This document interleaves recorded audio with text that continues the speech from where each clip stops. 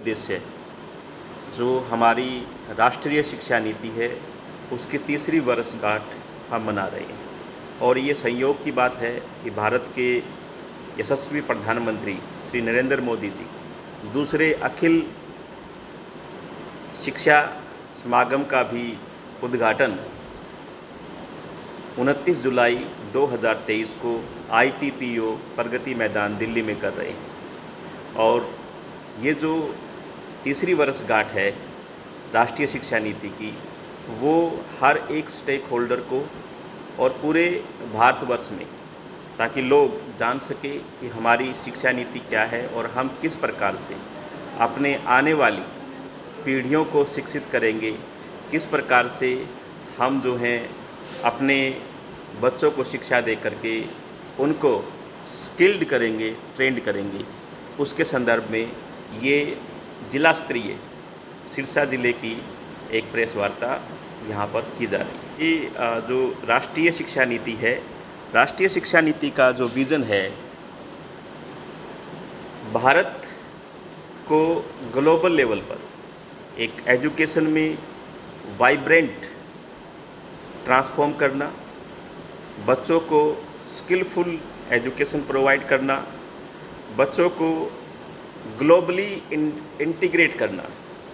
Meaning is that integrating global with local and also vocal for the local and to promote the thinking learning instead of rote learning. जो हमारी रटंत प्रक्रिया है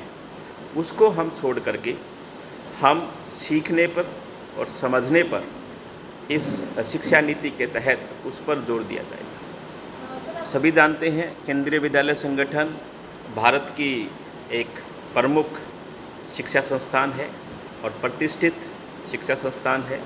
और ये विश्व की सबसे बड़ी विद्यालय श्रृंखला है जो कि वर्ल्ड लेवल का बेस्ट एजुकेशन प्रोवाइड करता है।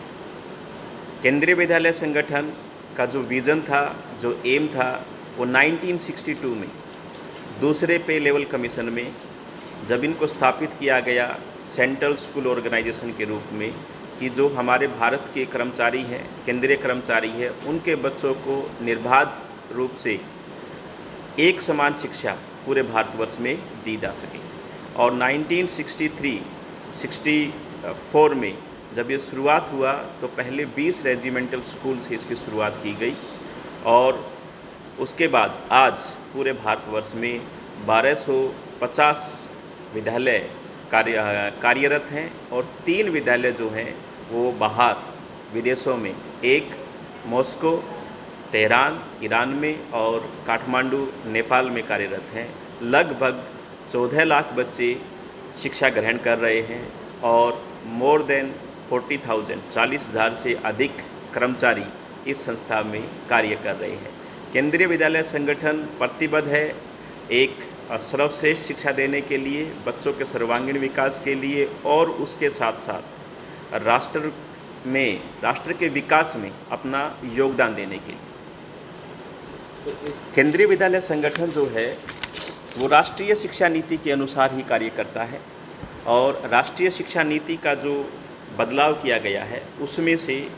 एक पैटर्न है 5+3+3+4,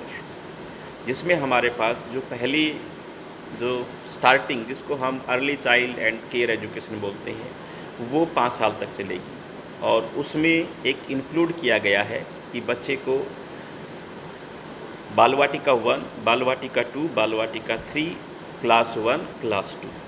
फिर 3 स्टेज 3rd, 4th, 5th, फिर 3 स्टेज 6, 7, 8, और फिर 4 स्टेज 9, 10, 11 और 12। ये स्कूली ढांचा जो है वो तैयार किया गया स्कूली शिक्षा। और जो बाल वाटिका 1, 2 और 3 है वो आपकी जो किंडरगार्टन पढ़ती थी उसमें नर्सरी, LKG और UKG के इक्विवेलेंट है। केंद्रीय विद्यालय संगठन चूँकि एक प्रतिष्ठित संस्थान है, तो हम लोगों ने बच्चों के और अधिक विकास के लिए, ताकि उनकी प्रारंभिक शिक्षा शुरू होने से पहले वो बच्चे लिखना और पढ़ना और जानना सीखें, तो इसके लिए बाल वाटिका 3 पूरे केंद्रीय विद्यालय में शुरू की गई है। गत वर्ष 50 केंद्रीय विद्यालयों में शुरू की गई थी, इस वर्ष 450 केंद्रीय विद्यालय में शुरू की गई है। और हम सौभाग्यशाली हैं कि सिरसा जिले में केंद्रीय विद्यालय क्रमांक 2 सिरसा में भी बाल वाटिका के प्रवेश आरंभ हो चुके हैं और अभी बाल वाटिका की कक्षाएँ भी यहाँ से लगनी शुरू हो जाएंगी। साथ साथ मैं आपको बताना चाहूँगा कि हम लोग प्राथमिक स्तर की शिक्षा पर, जिसमें राष्ट्रीय शिक्षा नीति के तहत बहुत ज़्यादा जोर दिया गया है,